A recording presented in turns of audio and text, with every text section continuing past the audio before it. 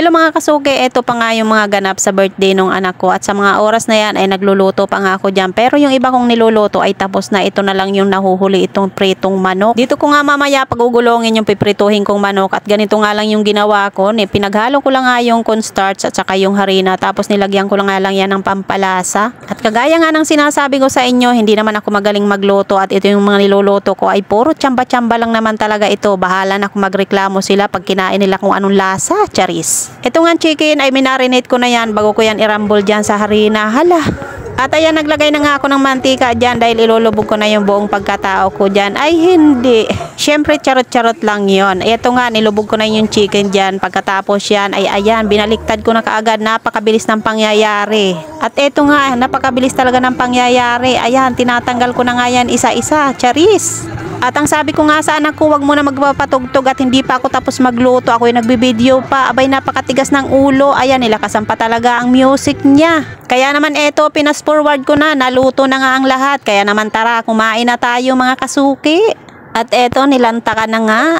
At sa mga oras na yan, meron na siyang 5 bisita dyan. Pero itong anak ko ay sabi niya, wag ko daw siyang kukuhanan ng video. Ay sabi ko, ay bakit naman? Nagbibiroan pa nga kasi sila dyan na meron daw silang atraso. Baka daw makita sila sa Facebook, charis. Kaya naman maiksi lang ang video yung kinuha ko dyan. At eto naman, eto na yung ganap kinabukasan na masyadong maraming hugasan ko dyan. Kaya bago ko umpisahan ay magkakape nga muna ako. At eto na nga ang madalas kong kinakape ngayon, itong kaping barako na to na galing pa nga ng Batangas. At ganyan nga lang ginagawa ko dyan, pinakulo ko lang sa takuri, pagkatapos ay nilalagyan ko lang ng kunting asukal. At syempre pag merong kape kailangan may pagkain din. Kaya naman yung sinasando ko dyan na pagkain ko ay bahaw pa nga yan yung kanin dyan. Hindi na ako nagsaing dahil ang daming ang tirang kanin. Pagkatapos yung ulam, tira din namin yan kahapon. O diba, nakalibre na ng isang araw. At kung mapapansin nyo nga ay mag-isa na naman lang ako nag-aalmusal. Wala na akong kasama. Iniwan na ako ng lahat. Ako na naman lang mag-isa dito sa bahay. Paano ba naman ay tanghali na nga nagising dahil napuyat nga ng gabi dahil ang lakas ng sounds nila.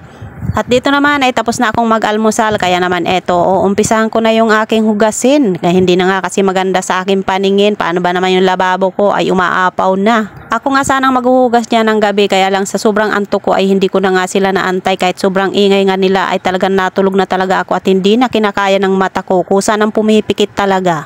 At dahil mga lasing na rin at puyat na rin, ayun, nagkanya-kanyang tulugan at uwian na. Yung mga hugasan, iniwan na lang dyan. Kaya pagising ko ng umaga, Diyos ko po, sabi ko, ano ba ito? Bakit sobrang kalat ng bahay at ang dami pang ang hugasan? Buti na lang talaga yung daga ay hindi nagpiesta. O baka naman hindi nga lang namin alam, nagpiesta talaga sila dahil mga tulog kami, charis. At dahil nga punong-puno yung aking lababo ng hugasin, kaya naman inuna ko munang hugasan itong mga tupperware at nililipat-lipat ko nga pa nga yung isang tupperware dyan dahil pagkahugas ko nga nitong isang tupperware, abay wala na ako mapagpatungan. Madalas ko nga sinasabi sa mga anak ko kapag wala na nga ako, ano mangyayari na dito sa lababo ko, ano na kaya maging itsura ng buong bahay. Ngayon pa nga lang na nandito pa ako, madalas na nga nangyayari ay parang dinadaanan na bagyo itong bahay namin. Natapos ko na hugasan yung mga tupperware, kaya naman ayan, iniisa-isa ko nang nilalagayan doon sa lamesa. Doon ko nga yan patataobin para sa ganun ay lumiwanag naman itong aking lababo at magkasya na yung mga platong huhugasan ko.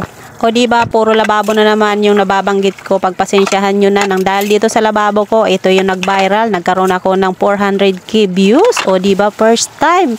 Dahil nung una, nagkaroon ako ng 1.7 million pero sa reels yun. Pero dito sa in-stream ads, 400k views. Tuwan-tuwa ako kasi syempre may kita yon. Yung reels ko nung nag 1 million yun ay walang kita yun. O diba, yung tipong naguhugas ka lang ng plato at pati yung viral mong video, abay binanggit mo na, wala lang, na-share ko lang, may masabi lang, charis. At eto, balik na nga tayo dito sa ating ginagawang paghuhugas. Mga plato na nga yung hinuhugasan ko dyan, pero yung lababo ko halos ayaw ng umagos, ang dami ng nakabarang mga kanin. Kaya naman kumuha na ako ng plastic at inilagay ko na lang yan sa plastic. Ipapatapon ko yan sa asawa ko dun sa tabing ilog para may makain naman yung tilapia doon. Charis! Tinusok-tusok ko pa nga ng tinidor yung plastic niyan para magkaroon ng butas para matanggal yung tubig. Kasama pa nga kasi dyan yung spaghetting na panis. Paano ba naman sa kalasinganan nitong anak ko, hindi na nailagay doon sa rep. Ako naman ay tulog, hindi ko rin nailagay sa rep. Ayun, pagising namin, panis na.